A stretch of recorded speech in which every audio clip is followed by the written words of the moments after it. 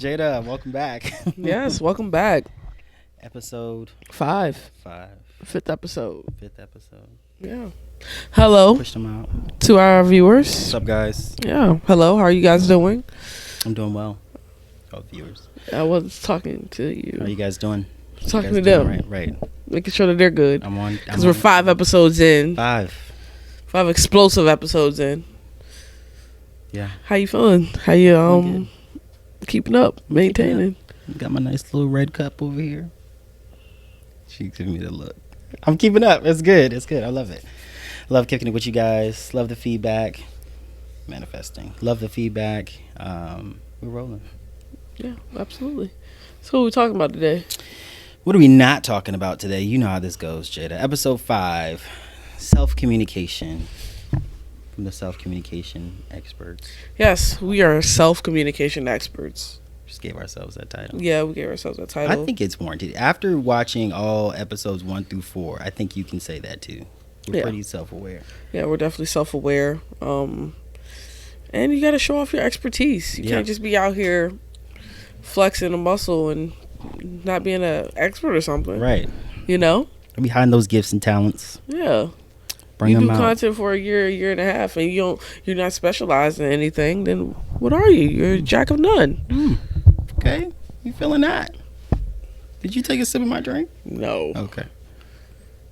Just curious. That would be child's play. Skidooch. It is. No, I just wanted to say something corny right there. She definitely took a sip. That's egregious. But self-communication, off the rip, how do you communicate within yourself? What's some of the best practices and things that you do for self-communication? Well, when we talk about self-communication, a lot of people would think of their subconscious, which is the right place to start. Right. Start this conversation. Yeah. And I have a conversation with my subconscious a lot. Yeah. Yeah. I think we all do. Yeah. I even talk out loud to myself. I know that makes me sound crazy, but don't act like we don't do that. You be going through the motions of talking things out with yourself. Right. I do all the time. There's too much going on up here to keep it all up here. I got to say it. Yeah, say it, write it down. Yeah.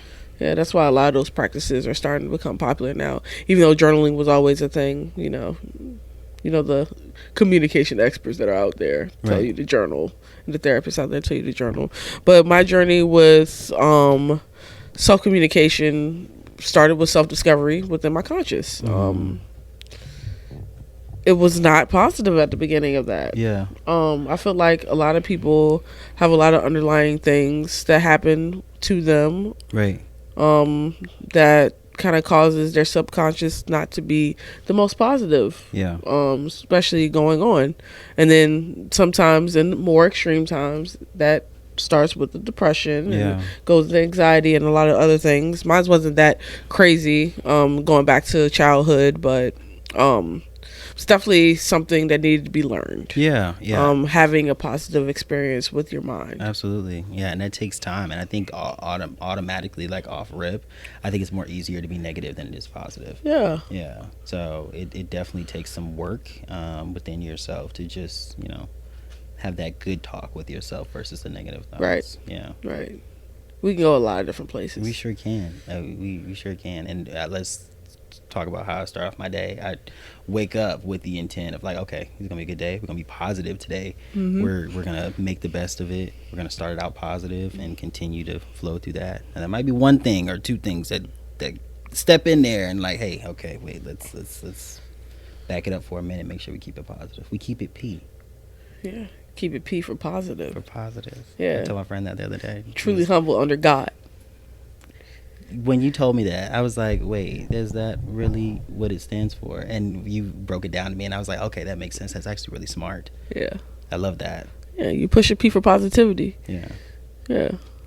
Yeah. Young servants of the Lord, YSL. And he is very truly humbled under God.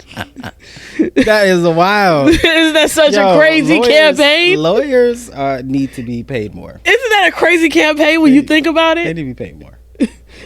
Does that reflect the music that has come out within the company? Absolutely not.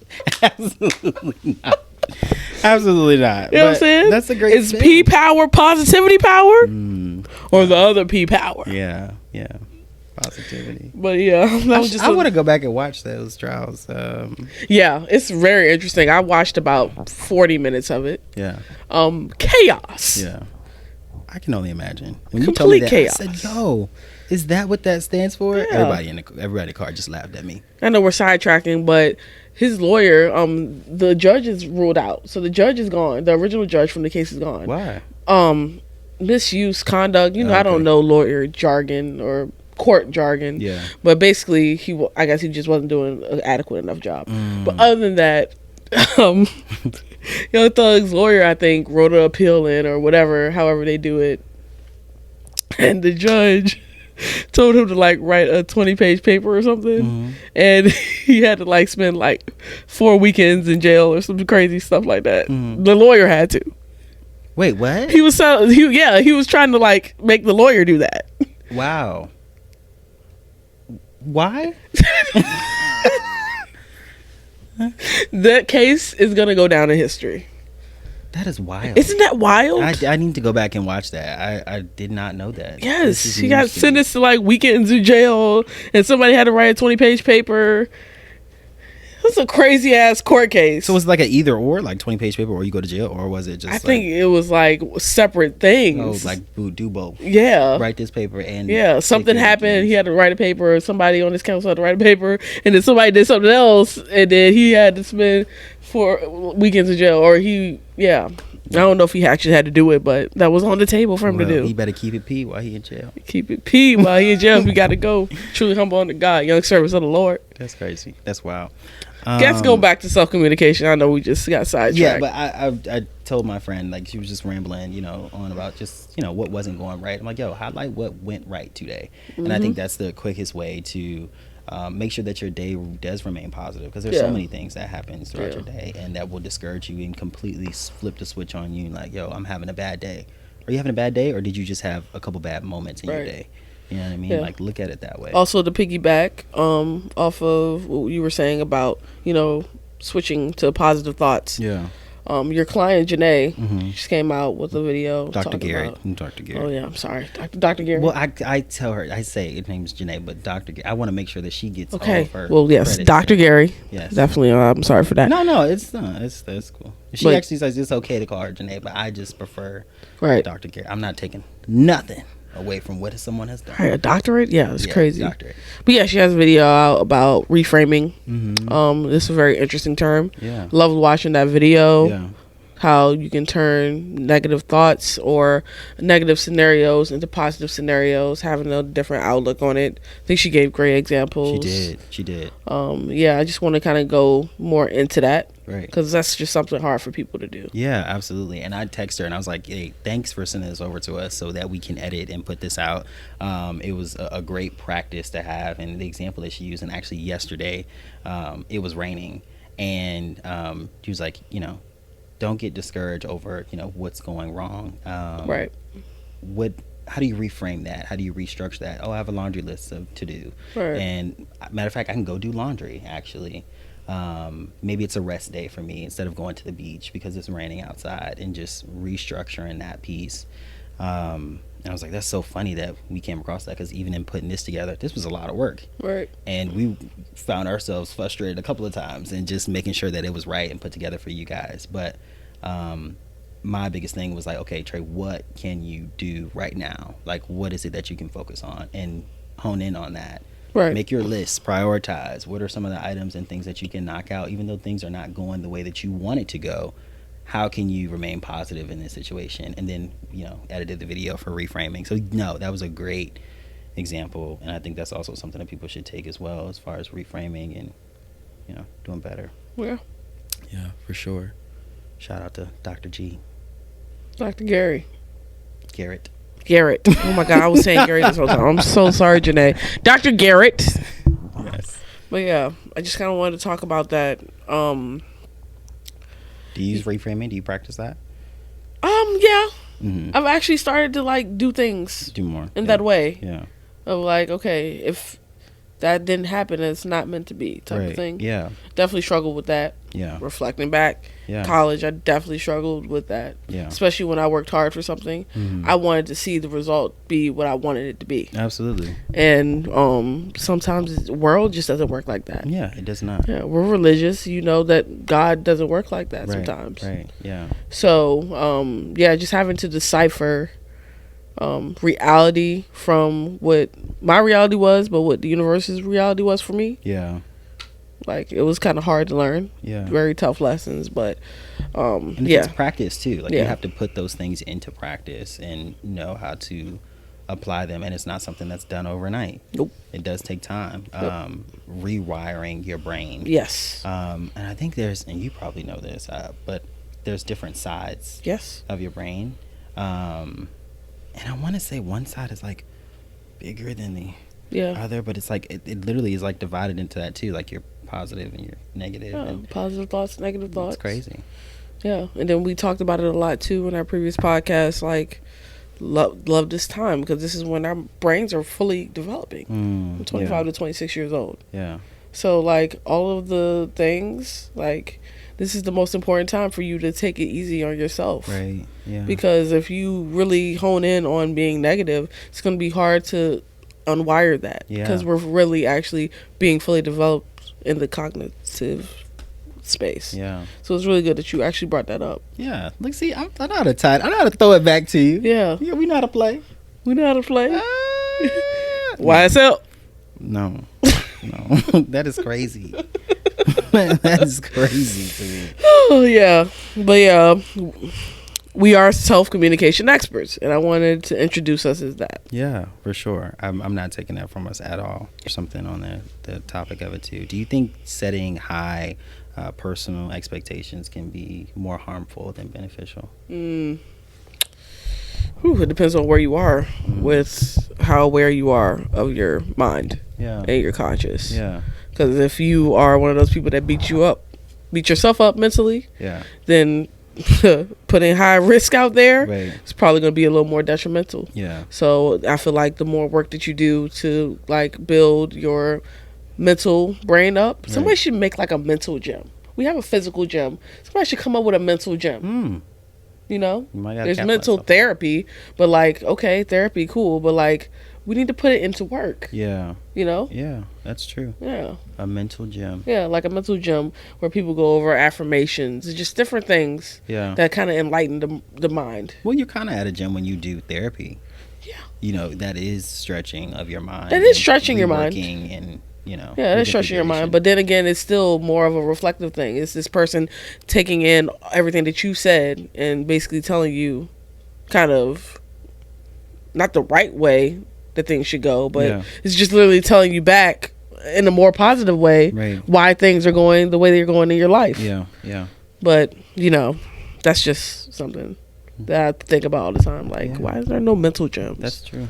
That's true. But I think therapy in a way is kind of like that. But go back to your question though. Can setting high personal expectations be more harmful than beneficial? But yeah, so if a person has a better relationship with their conscious, then setting high risk is going to probably be more beneficial. Yeah. So it just really depends on where you are and how comfortable you are with your mind and how nice you are to yourself. Yeah, I think definitely high personal expectations for me. I think I'm looking for like how to like push the envelope and do more and like go above and beyond.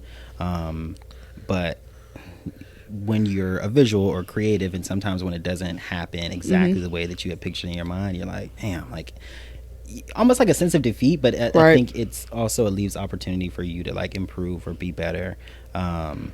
But I think I feel like a little bit of both. I think it is good because you're stretching yourself to do more. But at the same time, if that doesn't happen the way that you want it to, are you going to be disappointed? If it looks different, are you going to jump off the ledge? Yeah. I won't jump, but I might trip a little bit, you know. I might be a little discouraged. But that comes with time. Again, I think it's practice and, you know, being nice to yourself, keeping it P. Keeping it P.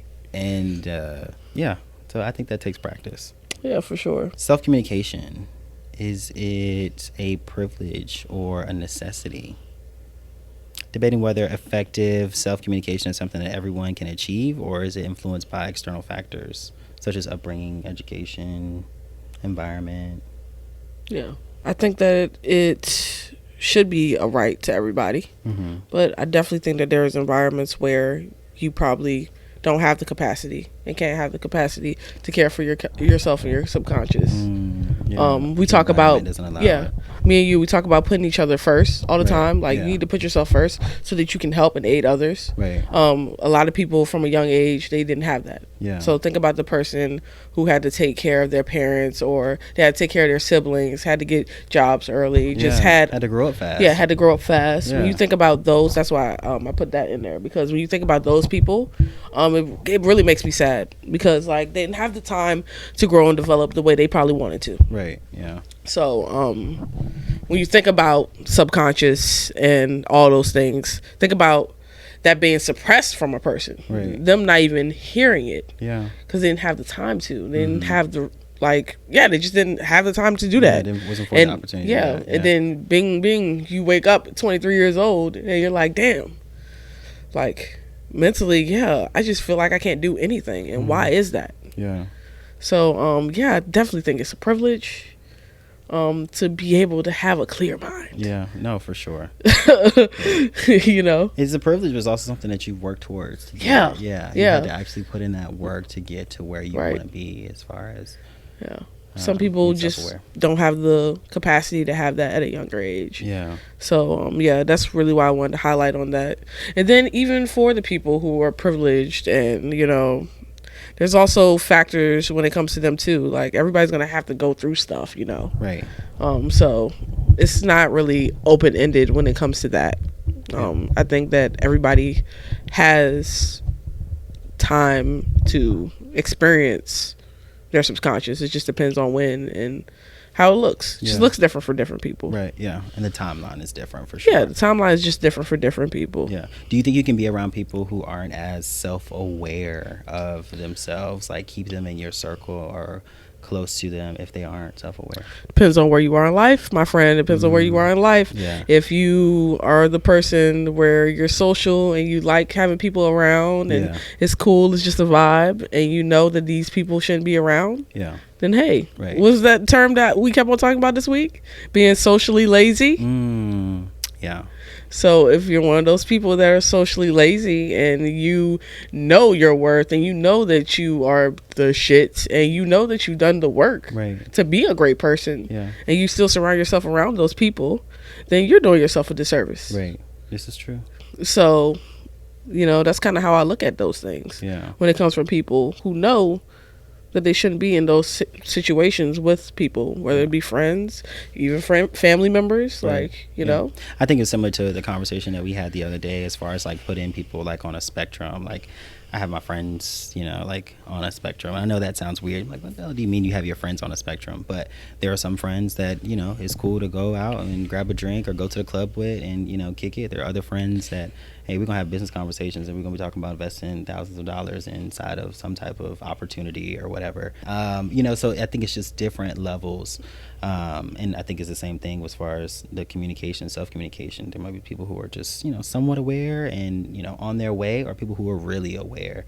But I don't think it means that they can't be in your group or, you know, be friends with them. They might just not be that friend to self-reflect with. You know, we might just be the friend that we just kick it and we're at the bar, you know, having a good time socially. But that's something an emotionally aware person would do. Compartmentalize their friends. And it's not a negative thing. That just sounds so bad. Compartmentalize your friends. It's not a negative thing, though. It's definitely not a negative thing. And especially when it doesn't come from a heinous perspective, then it makes complete sense. It's taken me some time to get to where I am. I remember we were in, was that for your birthday, or was that for our friend's birthday? Was it what? It might have been, I don't know, but I know it was all three of us that were there. We were in DC, and like it was like, hey, like you've really grown. Oh, that was my birthday. That was your birthday. Okay.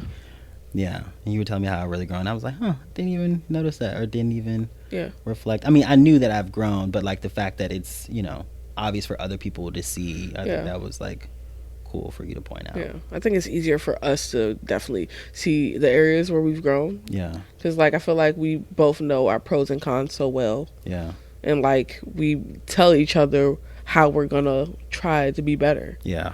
So when I see that go into action, it's very inspiring. Right. Yeah. So, you know, yeah. Yeah. I agree. We're self-communication experts. I'm going to say that like 100 times in this episode. Yeah. We're on 5 now, or 10 maybe, of what you said that. So, yeah, but it does take time to get here. I was not always very open in communicating with myself. It took some time to get here. Yeah. Or the best friend either, you know. That's a whole nother rabbit hole. Yep, whole nother rabbit hole. Dig into that, but yeah. So as far as emotional intelligence, do you think that should be prioritized over logical thinking and self-communication? It depends on who you're asking. I love giving 2 different sets of it. All right, so when you talk about logical and logic and sense and things that make sense, sometimes you just have to not be in the status quo. Sometimes you have to go off of your boundaries, and that's where it starts. Like, you could say, you know, where you want this to go, where it's heading, but if it does not align with the conversation you already had with yourself, then you just can't go with it. Logically, it might make sense. Right. You may get ridiculed for it. Your family might not understand, but if it aligns with you emotionally and you know that you're going to go to sleep better from making that decision, then absolutely. Right. Yeah. Yeah. For sure. And I don't know how many times have I just gone off of what I feel more so of like what makes sense. Yes. And it's like, that's really not making sense, Trey, for you to do it like that. It doesn't make sense to you, but I feel it. Exactly. You know, and it's an emotion for me, and I think this is what we should do based off of like my feeling. Now I know that's probably not valid to a lot of people, but internally, if you know, you know. Right. Yeah. But the other side of that, we can even talk about with our friends and some of the dating advice that we may give them, and like how you think that, we think that our answers or our advice is just so straightforward. Like, to them, there's like 7 different things that they're trying to think and opt out. Yeah. In the situation or whatever relationship or whatever it is. Yeah. And half of it, they probably didn't even tell us. So we don't even have all the factors, and we're just sitting here trying to give them the most logical answer, but we don't know the flavor of the Kool-Aid. Yeah, that's true. So that's the other side of that as well. Yeah, but I think that also goes to, and again, what you said, who you're asking. So as far as what friend, so you know, they may ask me one thing and I give them one answer, then you give them a completely different answer. In terms of like what they should be doing or how they should be feeling as well. But you can't tell people how to feel, especially when you're in something, a relationship. You can't tell them how to feel. So that emotional intelligence definitely wins over logic any day in a relationship, because you're leading with your emotions. The relationship is full of emotions. There is some logic in it. Hopefully there is some logic in it. But for the most part, it's emotions. So yeah, that's why you kind of can't knock that. Yeah. Oh, that's a really good question. I know we've been talking about relationships and stuff, but like she's gonna drag us back, y'all. She's gonna drag us back. So with that, with love and emotions, when it comes to relationships, how would someone go about that if they're kind of blinded, if their subconscious is blinded from that? Like, how would you go about it? Yeah, how would you go about that? And then like, if somebody's asking you, this guy goes back to our last question. Like, I have a pretty strong self-conscious, but like I kind of don't even have it. I can't even hear it in this relationship. I feel like I'm really dived in deep to that. Like, what would you tell that person? Like, they can't even hear their subconscious anymore. It's all about that person. That person is intertwined within them. Then they need to take some time for themselves. And it's not even so much, hey, this has to be a breakup type of thing, but if you have lost a sense of self, then there does need to be some separation there, just for you to get back to yourself. And it's happened, and it happens so easily. You know, you become involved with someone, it's like, man, like, what do I like to do, or what does my private time or separate time look like? So I think just as important as your time is together, your time apart is also important as well. So taking that time to separate and just, you know, come back to your full self, and then rejoining back with that person. Because when I think about decision making, I just think about the intent. And people say that you are really in love when you're making decisions that with that person in mind too. Mm-hmm. But I'm always thought to myself, like, to a certain extent, isn't that kind of unhealthy? No, we talking about making decisions. Like, no, I mean, making decisions and making sure that your partner's aware, or like making sure, yeah, that's fine, that's cool. But like, once it becomes like intentional with like about 90% of what you do, Yeah, I feel like that's where it becomes a little unhealthy. not really. I think it also depends on like the relationship and the dynamic. Are you guys married? Or how long have you guys like? I'm been not talking about no together? married folk. Okay. You know, I ain't talking about no married Are you talking folk. about the situation? Yeah, situationship, relationships. Yeah, I think that goes back to boundaries, what we talked about previously in a Yeah. couple episodes before. That having those boundaries and knowing, okay, this is where I draw the line for myself, or and it depends on the individual and person as well. Right. I feel like for me, I consider not even just relationships, my friends as well. I don't even think it has to be more so like relationships. It can also be friendships as well. I consider my friends, in a lot of aspects. I just think that it's up to the individual as well. Like, I'm like, I wonder what my friend's eating for dinner tonight, even though it's not my responsibility. I'm not her man, you know what I mean? But like, I'm also thinking about her as well. Right. So I don't think it's necessarily a bad thing when you're considering like your partner, the person that you're in a relationship with. Now, if it's like a situationship and you are maybe overly thinking, and us as humans, we tend to do that anyway. We take I think I'm talking more to that scenario of situationship. And you don't really even know what you guys are, or what he really would like to cater to you. Right. But you are completely in, and like you can't even hear yourself because you want his thoughts completely on y'all together. But like, it's not really a thing. Yeah, I think that is it can be toxic, but it also depends on how far you allow yourself to go. I experienced that last summer, and I was like locked in. But it was I had to separate from that like completely, because I'm at the point of where I'm thinking about you 24/7 and not myself and what I have going on. That's not right. That's not fair to myself. Right. And that's not a relationship. That's a situationship. So I do think it depends on to what degree. I don't think it's wrong to have another person in mind or think about what it is that they want or consider them. But when it's to the point of where it's taken over your mind completely and all you're thinking about is them, yes, it's time to separate and create some space for that. Yeah. Just wanted to bring that up because it's just different ways of your consciousness being blinded. Yeah. Any way of your consciousness being blinded is very scary and detrimental to your mental health. Yeah. So, yeah. And I know this is probably like, whoa, this is a curveball in there. But a lot of that too of what keeps me centered is like my faith as well. Being in my Bible, talking to God, things like that. Like that also keeps me centered, and I can't go but so far because I'm reminded of God and why I'm put here and my calling and my faith and things like that, and putting him first before putting anyone else behind that. So I think that is also a way, if people are out there religious or curious of, just faith, that is a good practice for me, and I can't go but so far because I'm always back in that book. Yeah, it's very deep. Yeah, it is. Yeah.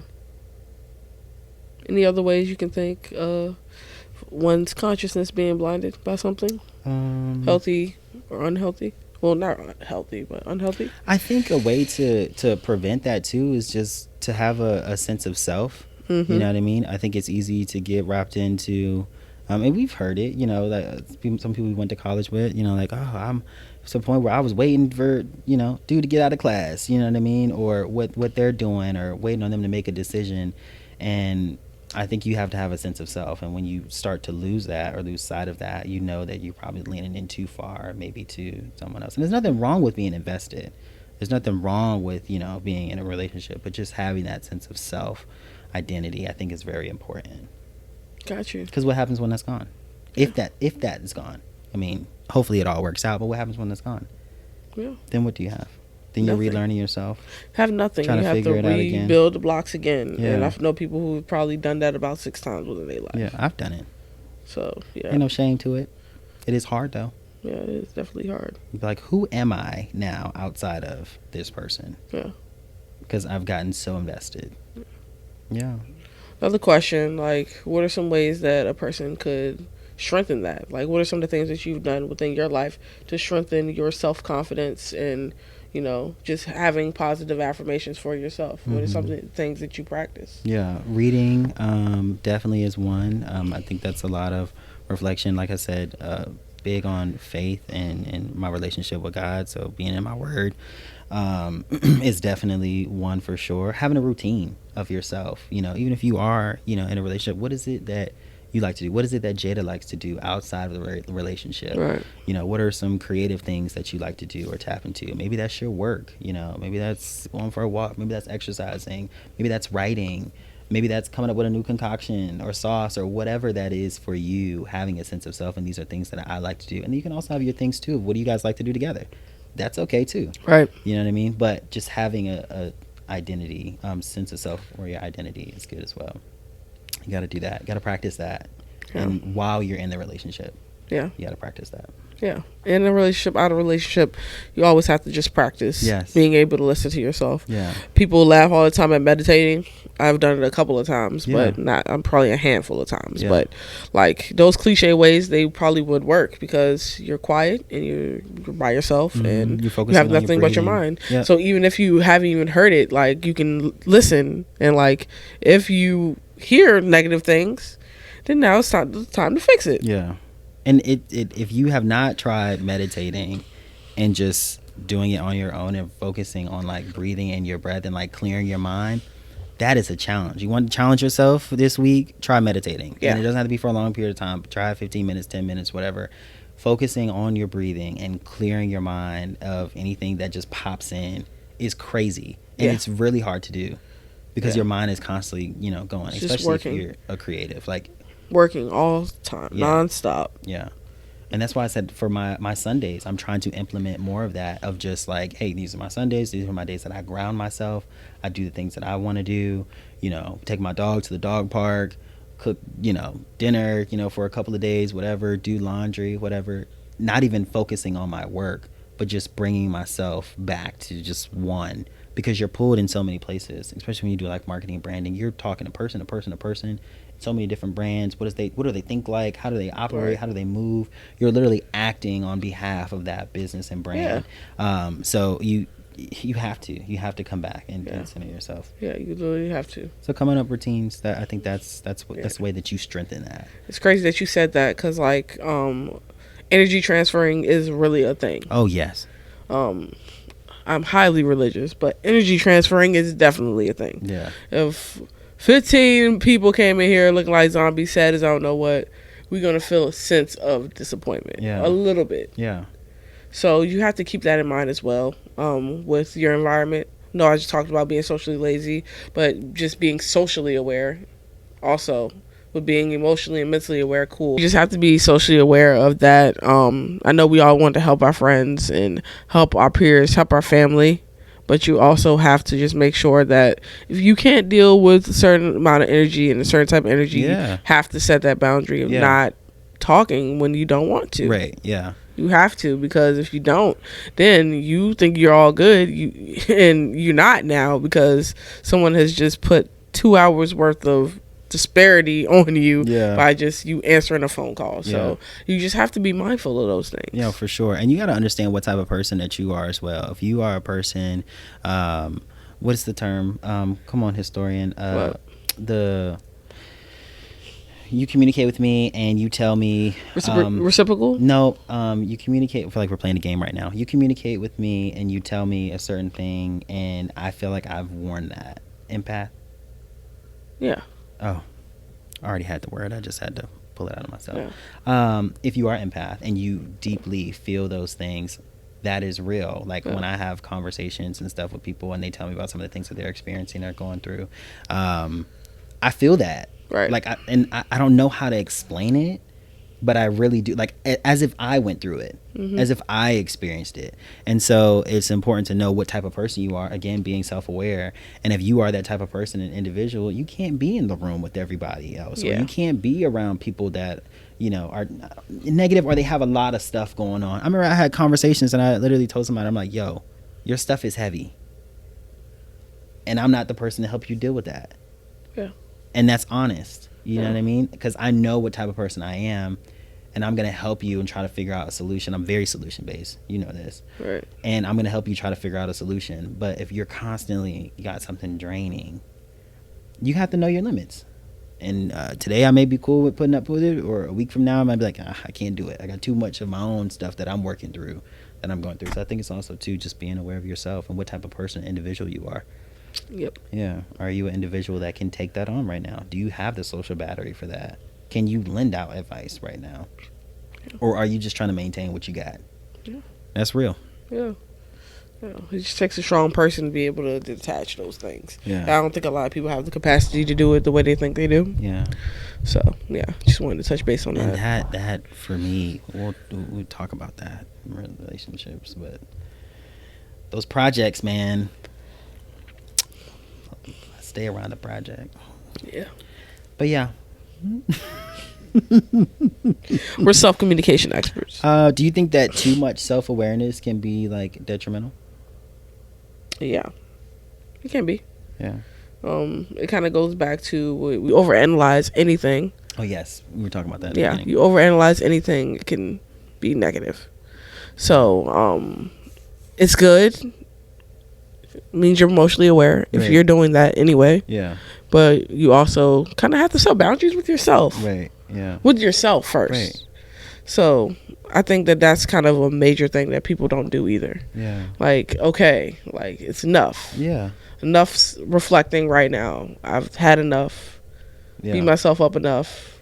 Okay. Yeah.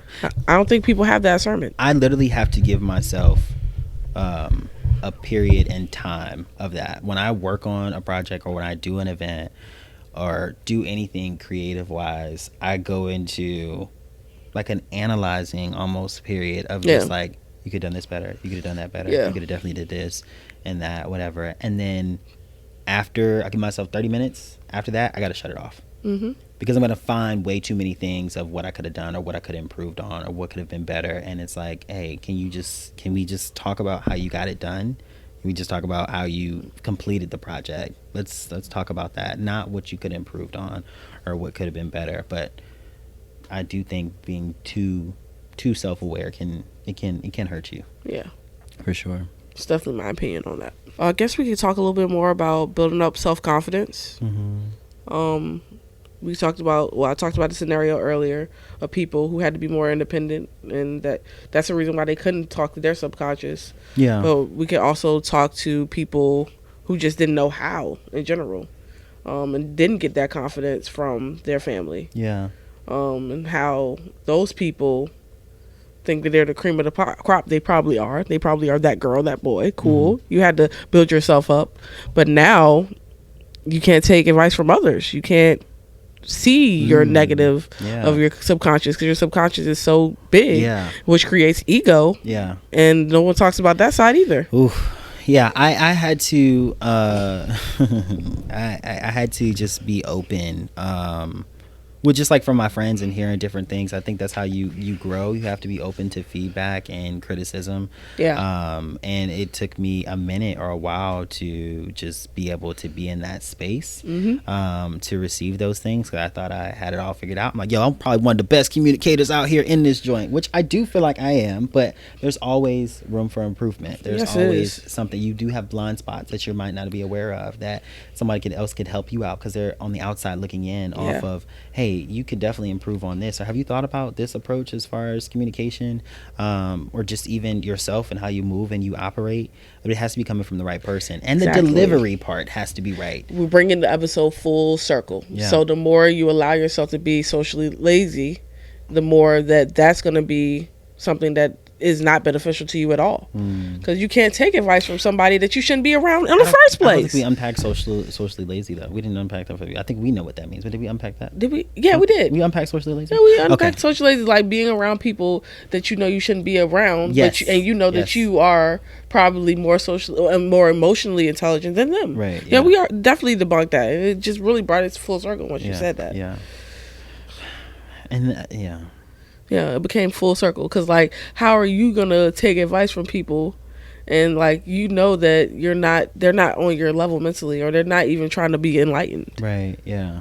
So yeah. Or if you think that you are the smartest or most emotionally intelligent person inside the room, but maybe there's someone that's a little bit more aware. Yeah. Can you be open to that? Can you be open to that? Yeah. Could you really put your pride aside for that as well? I'm a work in progress.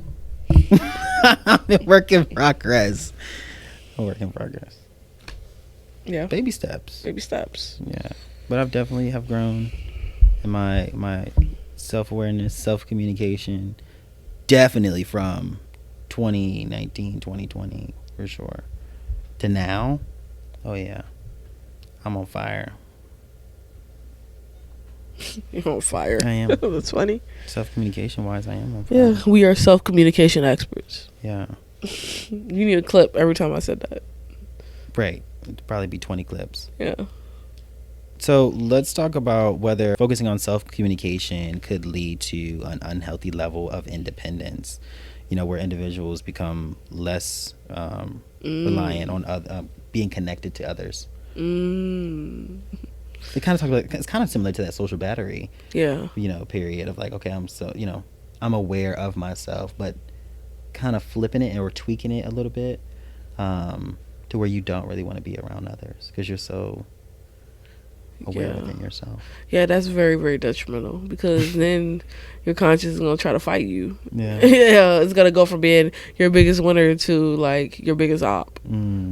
Your subconscious is going to flip on you because like when you go out and you meet with people and you really think those thoughts, like, yeah, it's going to be detrimental. Yeah.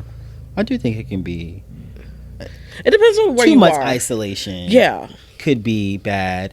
For me, in my period of where I'm at right now, I don't go out like that. It depends on on where you are in life, and it depends on how your social life is, and what that is, because it's defined different for other people, for everybody. And I think some people, book club is their social. Yeah. And what do you do in that time of being, in self, right. Communicating with yourself, being isolated, by yourself. Right. For me, it's working on my craft and what I have going on and the business plan and things like that. Like, I think you do need to be by yourself in those instances, or you need to be around like-minded individuals for that. Yeah. So I don't think it's a negative thing if you're working on something. Yeah, it just depends on you need to recharge or pour into a project. Right. Yeah. But all the way self-communication, like being by yourself, I think that can be pretty detrimental. You still need to socialize. It's very detrimental. Yeah. You always need to get new perspectives on different ways people do things. Yeah. I would even say, like, after I stopped working, like, my job, and I wasn't, like, dealing with people as much, not face-to-face. I still, like, communicating with people, like, via Zoom and, calls and things like that. I felt great. I felt great for a time period. Like, just like being in my own space, my own bubble. Like, you are in control of your environment. And I'm like, am I introverted a little bit? Like, do I just like being in my own space?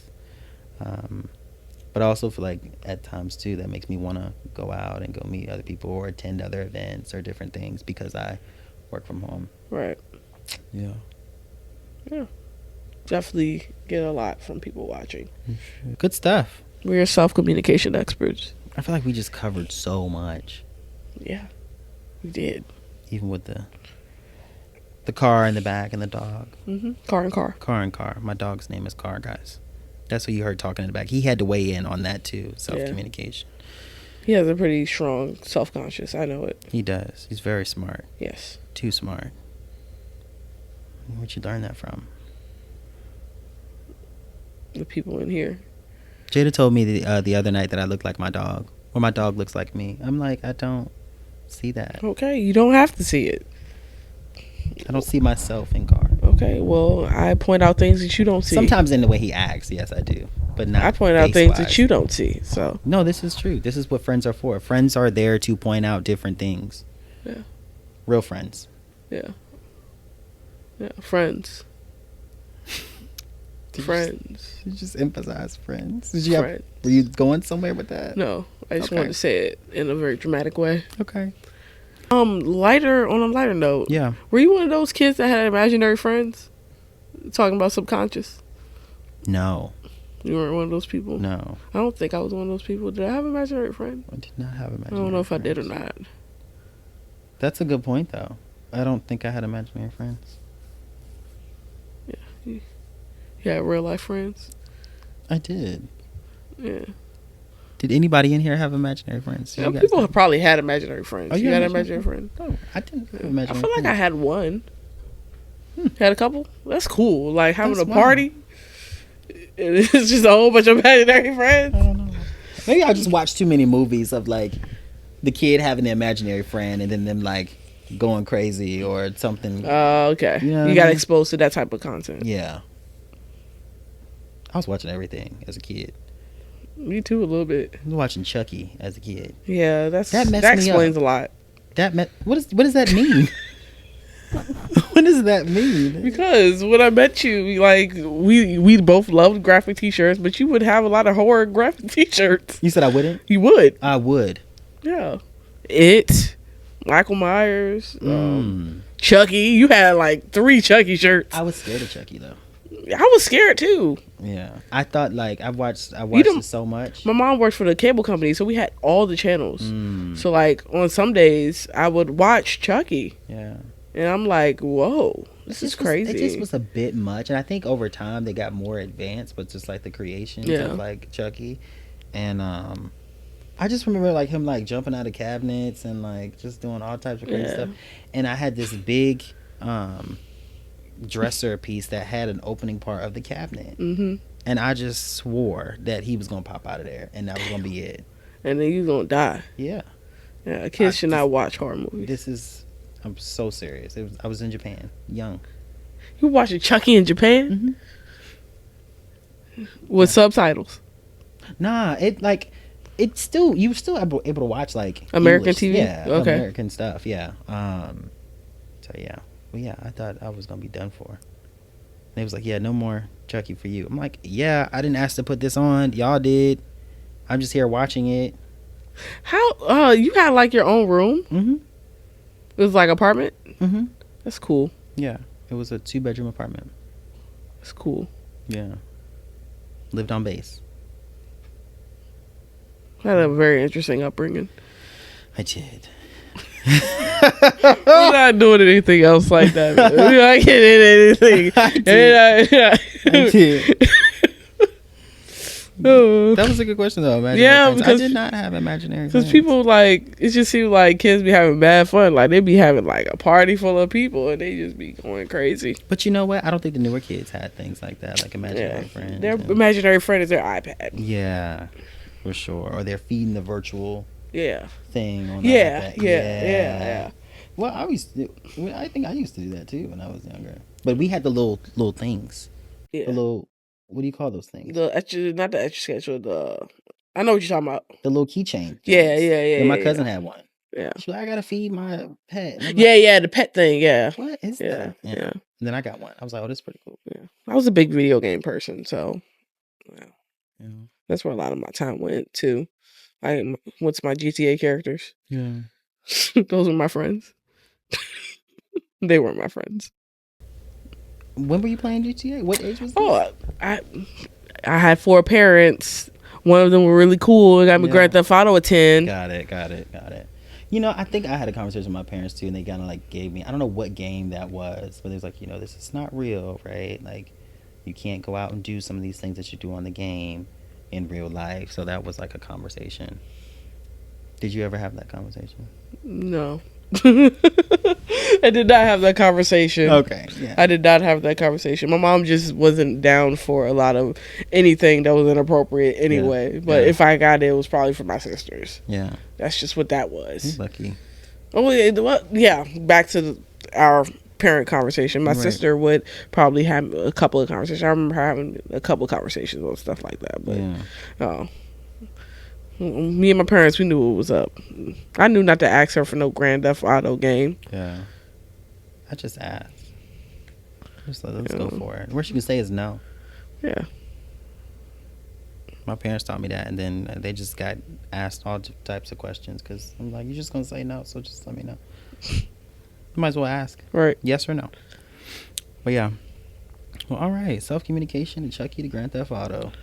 Yeah, it's TJ Child's Play. Yeah, it's never a regular episode. Nope. Yeah. We're self-communication experts. Okay. That's the last time we're hearing that. Well, thank you guys for listening. Make sure you guys like this on Apple Podcasts or Spotify or wherever you guys are listening. Make sure you guys like and comment, and don't forget to subscribe to our YouTube. And we will see you all next week. Yes, we will. Thank you so much for listening. All right, guys. See you.